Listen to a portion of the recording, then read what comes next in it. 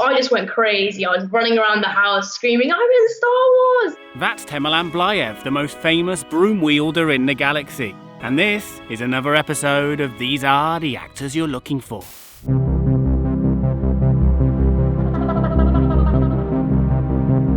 It's a trap! After decades of brooms being ridiculously misrepresented in film, 2017's The Last Jedi finally provided some long sought after realism for the popular cleaning appliance. And in this video I talked to the boy behind the broom about his Star Wars experience at the age of 7. By the way, I'll be releasing an extended cut for those of you with nothing better to do, where we'll talk even more Star Wars, how he deals with negativity online, and his recent brilliant performance in Killing Eve. But in this shorter, Star Wars-focused version, I started off by asking the London-based actor, now 12, what the audition process was like. They didn't tell us what film it was. They just gave me a script to learn. I had to do it. It was very emotional. It was E.T. when the boy first meets the alien, and I had to get really scared. Did you, think maybe this is an E.T. remake that I'm auditioning for then? Well, possibly. But it ended up being Star Wars, which, in my biased opinion, is even better than an E.T. remake. Oh, yeah. Yes, it is. How long after going for the audition, doing that emotional E.T. scene, as you mentioned, how long was it after doing that before you got the phone call? 2 months, I think. 2 months? Yeah, it was just a casual afternoon, and we get a phone call. My mum's like, who's this? And then they say it's the casting company, and you got the part for Star Wars. And I just went crazy. I was running around the house screaming, I'm in Star Wars! Oh, it was excellent. I bet. So, presumably, you were a Star Wars fan before you got the role in Star Wars. Oh, yeah, huge fan. Since 4 years old, I had all the T-shirts, all the figurines, all the hoodies, so much merchandise. I was just in love with the films. I'd watched every single one. My favourite episode was episode 2, The Attack of the Clones, because there was a big fight and everything, and it was very interesting. And I would say my favourite character is Obi-Wan Kenobi. You were credited as Stable Boy in the film, but the character soon earned the nickname Broom Boy. But the official name is actually, we've learnt since the film came out, is Temirlan Blaev, which is kind of similar to your real name. Yeah. When did you find out that the character had an actual name that wasn't Stable Boy or Broom Boy? Oh yeah, so many names. We bought the Star Wars Episode 8 visual dictionary, and we scrolled through the pages. It was very cool. And then we saw me and saw Temirlan Blaev. We were like, wait a second, that's very similar to my name, Temirlan Blaev. And we thought, wait a second, have they just taken my name and made it into Star Wars? I was so happy, because to know that part of my name was in Star Wars and used as a character name, that was very good, and I really loved it. Did you like the nickname Broom Boy? Well, yeah, I guess, because I've got the broom, obviously. I'm a boy, Broom Boy. I guess I quite like it. Had you worked much with brooms before? No, not at all. When I got there and they told me I had to use a broom, I was like, oh no, how do I use a broom? Because I'd never done it before. I was just standing there trying to figure out how to sweep the floor. And But then finally I figured it out and everything was fine. Yeah, and now you're an expert. So is your mum using that to her advantage? Getting you to help around the house? Yeah, sometimes. Did you get to keep the broom? No, sadly not. I would really want to, but they didn't let me. That's so disappointing. I would actually, if it was me, but I'm probably too easily pleased, I would say, I don't want money, just give me broom. Just give me the broom.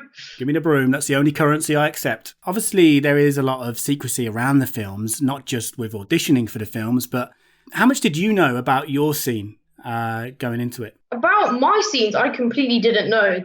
As soon as I walked in, they gave me a script of only my part. They didn't give me the whole script, just in case I would spread it or something. Throughout 4 days, we did all of my scenes. And did you have any idea it was going to be the closing scene?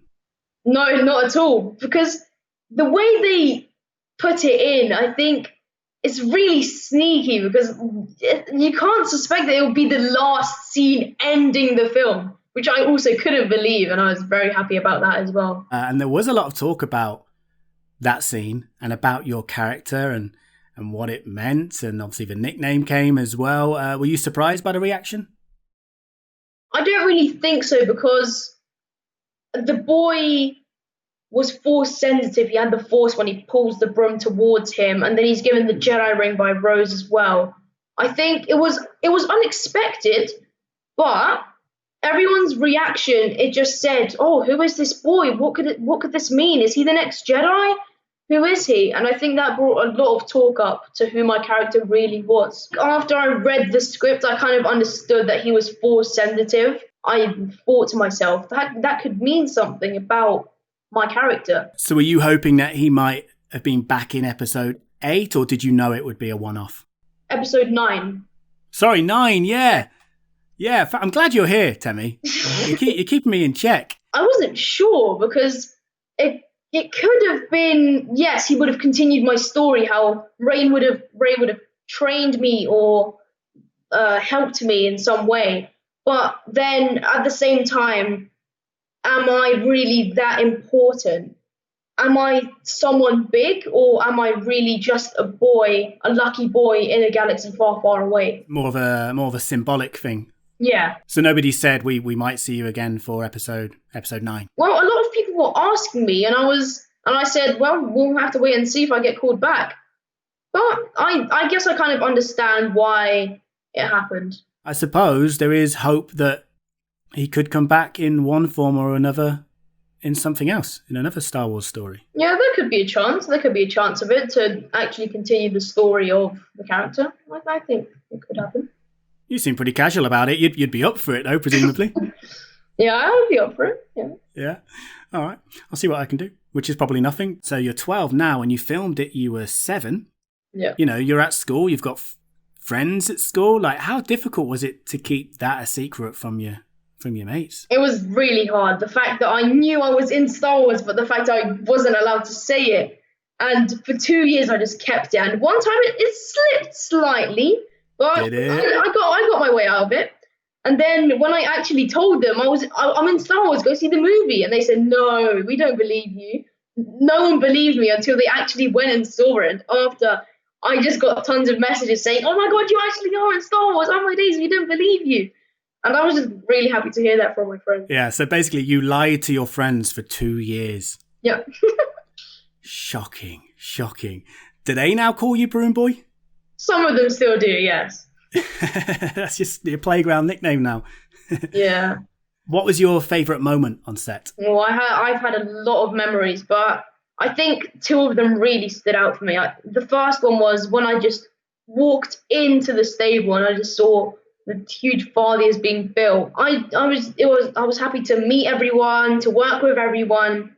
And then the second moment was when I was feeling a bit down and nervous, and then out of nowhere, John comes along and he encourages me. He really helps me, and he boosts my confidence. And he says, "You can do it. You can do it. Like, be confident in yourself. Believe in yourself." And I think that boosted me a lot, and it gave me a lot of confidence in myself, and I went out there and did it. You had the John Boyega pep talk. Yeah.